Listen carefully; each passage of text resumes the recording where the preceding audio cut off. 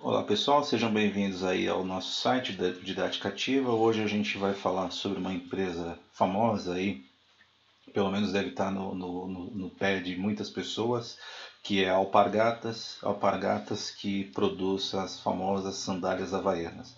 Mas obviamente não somente as sandálias havaianas, mas também, como vocês vejam aqui, essas marcas do pé, Osklen, Mizuno, Sete Léguas, e tem também, faz parte aí do grupo Alpargatas, a Mega Outlet. Então, a Alpargatas, Sociedade Anônima de Capital Aberto, com sede em São Paulo. As principais atividades são a fabricação e comercialização de calçados, respectivos componentes, ou seja, artigos de vestuário, artefatos têxteis e artigos de couro, dentre outras coisas. Então, dando andamento, a gente vai dar uma olhada aqui nos dados de resultado, balanço patrimonial e fluxo de caixa. Começando pela demonstração do resultado do exercício, DRE. Vocês vejam aqui que vai de junho de 2014 até junho de 2016, são dados trimestrais, desde a receita operacional líquida até o lucro líquido, e a gente tem alguns indicadores aqui, margem bruta, margem EBITDA e margem líquida, que a gente vai dar uma olhadinha no decorrer aqui do slide. Depois do DRE, a gente dá uma olhadinha aqui no balanço patrimonial na parte do ativo e na sequência a gente passa pelo passivo. Tanto o ativo quanto o passivo representados aí pelo circulante e não circulante, no caso do ativo, o ativo permanente, e no caso do passivo, o patrimônio líquido. Depois disso, a gente dá uma olhadinha aqui no fluxo de caixa desses trimestres começados em junho de 2014. Os dados são sempre trimestrais e a gente vê aqui uma evolução dos fluxos de caixa, tanto operacionais quanto de investimentos e de financiamentos. Aqui a gente tem uma nova forma de visualizar, mais ilustrativa, onde a gente vê os movimentos tanto positivos e negativos de financiamento. A gente vê aqui um financiamento positivo, mas também das atividades operacionais e das atividades de investimento. Então, na sequência do fluxo de caixa, a gente dá uma olhadinha agora na evolução de cada uma das principais linhas do resultado. Começando aqui pela receita operacional líquida, a gente visualiza que de junho de 2014 para junho de 2015 houve uma evolução aqui de 14%. E de junho de 2015 para junho de 2016 a variação foi pequenininha, 1,5%, mas no total aqui dos 2 anos, 15,7% é a evolução acumulada. Quando a gente vai aqui para a receita, para a parte dos custos com produção, a gente vê que de junho de 2014 a junho de 2015 a evolução foi de 12,7% e teve uma queda aqui nos custos de produção de junho de 2015 para junho de 2016 de 3,6%, ou seja, enquanto a receita aumentou, os custos diminuíram, o que faz com que no acumulado aí dos 2 anos, junho de 2014 para junho de 2016, os custos com produção tenham tido um aumento de apenas 8,7%. Resultado disso, o lucro bruto dessa operação mostra-se positivo aí em 26,1% no acumulado dos 2 anos, 16% no primeiro período, 8,7% no segundo período. A gente vê aqui que a evolução, o crescimento médio ponderado nesses 2 anos, de junho de 2014 para junho de 2016, correspondeu a 12,3%. Do lucro bruto, a gente vai diretamente para o EBITDA, e o EBITDA, o Earnings Before Interest, Tax, Depreciation and Amortization. A gente vê que a evolução de junho de 2014 para junho de 2015 foi de 78,3%. Então, quando a gente compara essa evolução do EBITDA com a do lucro bruto, a gente vê que a Alpargatas foi extremamente eficiente aí na parte dos gastos operacionais, despesas administrativas ou quaisquer outros eventos que não façam parte diretamente ali da linha de produção. E aí, quando a gente vai de junho de 2015 para junho de 2016, a evolução é de 47%, ou seja, no acumulado dos 2 anos, junho de 2014 versus junho de 2016, o EBITDA teve uma variação positiva de 162,5%, um crescimento muito relevante aí para uma operação como a Alpargatas. Aí do EBITDA a gente faz uma pequena comparação aqui entre o EBITDA com o fluxo de caixa operacional e vocês vejam que Teoricamente, o EBITDA tende a ser maior do que o lucro, do que o fluxo de caixa operacional, mas existem momentos aqui, por exemplo, junho de 2014, onde o fluxo de caixa operacional é maior do que o EBITDA. Depois disso, a gente dá uma olhadinha no resultado financeiro, e aí o resultado financeiro mostra uma variação negativa, ou seja, de 7,5 milhões de resultado financeiro negativo em junho de 2014, aumentou gradativamente até chegar em 30,8 milhões de reais em junho de 2016. Significa que tem mais despesas financeiras do que receitas financeiras aí na operação da Alpargatas. Isso faz com que o EBT, o lucro antes dos impostos, LAIR, né, conhecido aqui no Brasil como LAIR, tenha tido essa variação de 146% de junho de 2014 para junho de 2016, saindo aqui de 17,2 milhões de reais em junho de 2014, chegando em 42 milhões em junho de 2015. E mostra novamente uma evolução de junho de 2014 versus junho de 2016 de 30%, quase 31% aqui, ou seja, o LAIR, o lucro antes dos impostos, teve uma variação de 222% dentro desses 2 anos.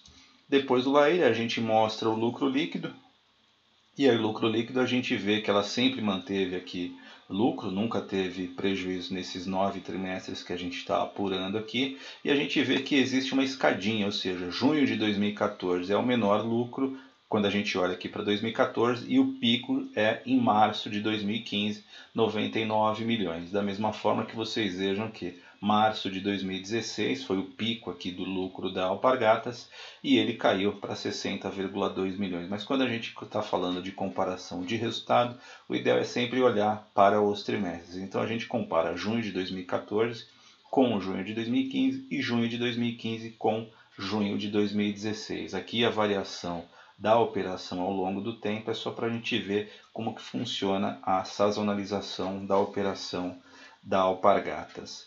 Depois a gente dá uma olhadinha numa outra forma de visualizar o lucro líquido e a gente vê essa montanha russa, ou seja, uma subida, depois uma queda, volta a subir, e aí a gente vê que dezembro de 2015 foi o ponto fora da curva nesse período, mas março de 2016 conversa com março de 2015, também da mesma forma que o junho de 2016, que mostra essa queda, conversa também com o junho de 2015 e o junho de 2014. Na sequência do lucro líquido, a gente dá uma olhadinha, aí a gente começa a falar dos principais indicadores, começando pelo lucro por ação. Lucro por ação, de certa forma, é o lucro líquido, ou seja, como não houve variação na quantidade de ações, então o lucro por ação nada mais é do que a variação do lucro líquido desse período. Depois do lucro líquido, aí a gente já olha para o VPA, o valor patrimonial da ação, e a gente vê que está na casa aí dos R$ 4,00, entre R$ 3,98 e R$ 4,03, que foi o último dado aqui de junho de 2016. Depois do VPA, aí a gente já entra nos índices de liquidez, liquidez imediata, liquidez corrente, liquidez seca e liquidez geral. Os dados de liquidez da Alpargatas são bastante robustos, nenhum deles, tirando aqui a parte da liquidez imediata, todos os demais são superiores a 1, beirando aí no caso os 2, o que corresponde a uma operação extremamente robusta do ponto de vista de liquidez, do ponto de vista de solvência.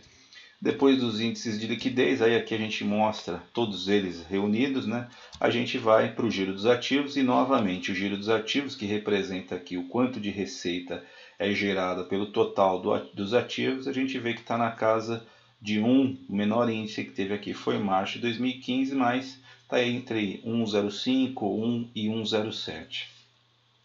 Depois disso, aí a gente já entra na parte do endividamento, a dívida bruta representada aqui por esse azul um pouco mais forte, ela partiu de 401 milhões em 2014, junho de 2014, e chegou em 682 milhões em junho de 2016. A dívida líquida estava negativa, ou seja, ela tinha mais caixa do que dívida em 269 milhões, mas hoje, junho de 2016, está em 150 milhões de reais. Aí a gente vê aqui a relação debt equity, ou seja, quanto de dívida existe em relação ao total dos recursos, dívida bruta e capital próprio aqui representado pelo patrimônio líquido, de 17,6% foi para 26,4%. Isso aqui conversa quase em linha com esse aumento que a gente vê aqui na dívida bruta, ou seja, a dívida bruta está aumentando, por isso que ela parte aqui de 18% e chega em 26,4% em junho de 2016. Aí a gente vai para os índices de rentabilidade, o primeiro deles é o ROA, Return on Assets, retorno sobre ativo total, de quase 3% em junho de 2014, sobe exponencialmente aqui, sobe consideravelmente para 6,5% em junho de 2016, ou seja, é uma operação que mantém aí um nível de retorno bem atrativo. Depois o retorno sobre o patrimônio líquido, ou ROI, né, Return on Equity, de 4,9%, 5% praticamente, vai para 12,7% em junho de 2016, sendo que ainda em junho de 2015 também teve uma variação aqui importante, quase 5 pontos percentuais em relação a junho de 2014, mais de 3 pontos percentuais quando a gente olha para junho de 2016. E aí a gente vai para o ROIC, um dos últimos itens aqui da rentabilidade. O ROIC é o Return on Invested Capital, o retorno sobre o total de capital investido. Aí capital investido tem a ver com tanto o ativo fixo quanto o capital de giro. E aí de 7,7% foi para 16% em junho de 2016, ou seja, a operação da Alpargatas é uma operação extremamente saudável, extremamente consistente e mostra aí que ela tem uma operação muito dinâmica, independente da situação que o país está vivendo atualmente. E aí a gente vê por último mais uma componente aqui do ROI, que é o capital investido. Vocês vejam que o capital investido manteve-se aí na casa dos 2 bilhões e 400 desde março de 2015 até junho de 2016. É isso, pessoal. Aqui o último quadro, resumo dos indicadores de tudo aquilo que a gente viu nos slides anteriores. Espero que vocês tenham curtido, espero que vocês tenham gostado.